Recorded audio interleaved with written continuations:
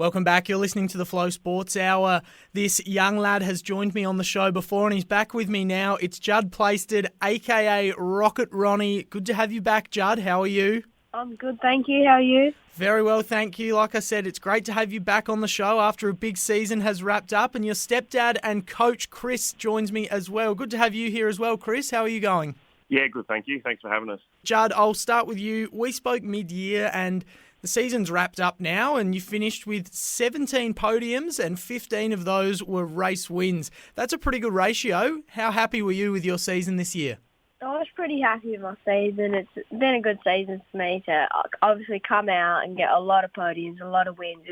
It's really good for me to be able to do that after an injury. Couldn't agree more. And I don't know if you know the number off the top of your head or not, but 17 podium finishes. How many races did you actually do for the year? Oh, unfortunately, I'm not entirely sure, but... Well, was it many more than 17? Were there many times where you weren't on the podium? Not really. I didn't think so. Oh, you're a gun. Let's talk about your most recent race. That one was at Malala, and you had a pretty good result at that one. Yeah, pretty good result there. I won it, which I'm pretty happy with. On my old Honda, we came out there just trying to go out there, have some fun because the Ovale series is finished. Just keep up scratch, do some riding, and I managed to win it, so it's pretty good. And I also got a lap record by 2 seconds there. So lap record by 2 seconds and the win. Doesn't get much better than that. Congratulations. And Chris, thank you. Let's talk about your involvement. You're basically Judd's coach, so how do you go about coaching someone who's so talented and such a gun? It seems like he doesn't even need that much coaching some of the time. Yeah, well, that's the problem now. To begin with, it was okay, but now he's a little bit faster than me. So, yeah, I sort of stand on the sidelines and give him pointers where I can. But, yeah, he's definitely he's a lot quicker than I ever was. So, oh, there you go. It's quite cool to see, though. So you've got a background in the sport yourself. Do you still race, or do you still have any involvement other than coaching Judd? No, not really. Like I used to race. I did the Superbike series and you know, Superbike state titles and things like that. But yeah, I did train with Judd on track for sort of the start of his career. But like I said, this year especially, he's so quick that there's not much point me rolling around. He can teach me more than I can teach him. So it gets a little bit hard to keep up. So obviously, being the coach and the stepdad, you're probably going to have a hint of bias when I ask this question, but you know a good racer when you see one with your background, you know, removing the stepdad and coach element. You know a good racer when you see one, and Judd's pretty good, isn't he? Yeah, he is. He's really good. For his age and what he's doing and what he's achieved is outstanding, to be honest. He's a step above, that's for sure. Absolutely. And Judd, you had that scary injury which we spoke about last time we caught up in the middle of the year, and I think you were just sort of getting back from that and just finding your feet again and trying to get back to your absolute best. How do you feel your form is now?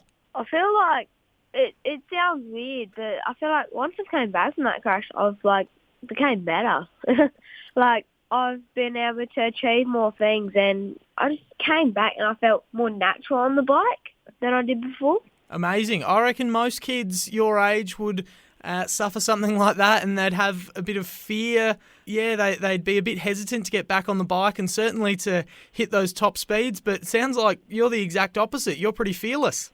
Well, yeah, I hope that's what I want people to think of me. I like to be fearless. I like to have no fear, but I also had to have a good mindset coming back. It's like, if you have a bad mindset, like thinking you're going to crash again, you're not going to be able to do those things that you could do before. So I just had to maintain a good mindset and ride well. You're wise beyond your years, Judd. Now, are you still 11 years old, or are you 12 now? I'm 11 years old still. I'll become 12 in next year, February. All right. Well, for an 11-year-old, you've got an unbelievably good mature attitude, which is really great to hear, and it's no surprise to see that you're dominating on the track the way that you are. Now, just give us a bit more of a rundown of the season that was. It's all wrapped up now, and can you just tell us what were some of your favourite races and some of your highlights from the year? Probably my favourite race was Monado, because at the start of the race I came back. I was leading, got a good start. I was pole.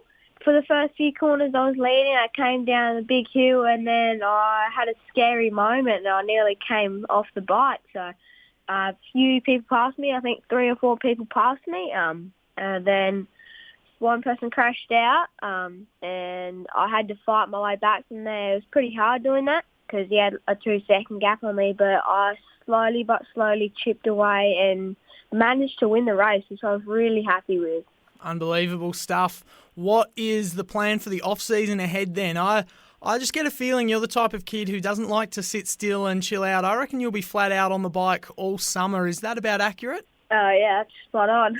I'm going to be doing as much riding as I possibly can just so I can keep up with my riding. So I've got Sydney this week. I'm going over to New South Wales to ride with Damien Cunliffe. He used to race in the MotoGP, so we're doing a lot of training, try and make it over to the World Series in Spain this year. No rest for the wicked, and we'll talk more about the World Series in just a moment. But Chris, how do you go about trying to get some rest into him? Is it just too much of a lost cause? Do you even bother trying to get him to sit and enjoy the off-season, or are you out there with him trying to get him to go flat chat all over the summer?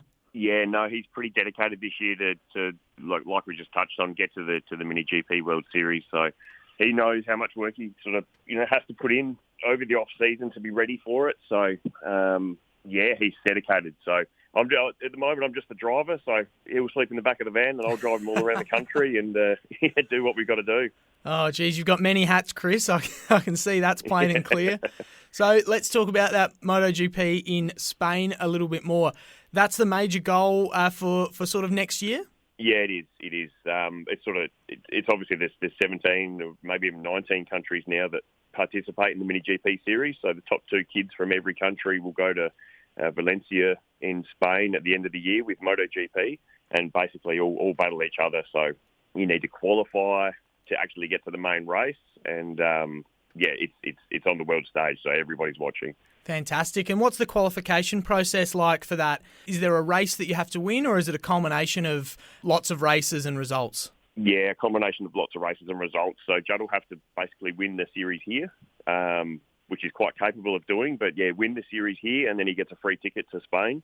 And then obviously when you're over there, it's all the kids and countries against each other. So, Judd, how do you feel when you hear that a free ticket to Spain could be yours if you manage to reach the goals that you're setting out? That must be a pretty cool thing to be working towards for someone as young as you. Yeah, for an 11-year-old, it's a pretty big goal to have for the year. Like, if I came into this year and you told me that I had a chance to get a free ticket going to Spain, I would be like, I don't know. It's definitely possible, but I'll just have to work towards it. But I reckon this season is my season. I'm ready to dominate. Absolutely love to hear the confidence. If you could pick one track to race on in the world, is there one track that you've got your eye on that you would love to race on someday, other than Spain? Because I know you've got your eye on Spain. Could it be a big track, or does it have to be a little track? It can be any track you like. I would really, really like to ride on Mugello. Okay. And that's in Italy. Yeah, and if you keep working, what do you think your chances are of getting there one day? I reckon it's pretty strong. Pretty strong.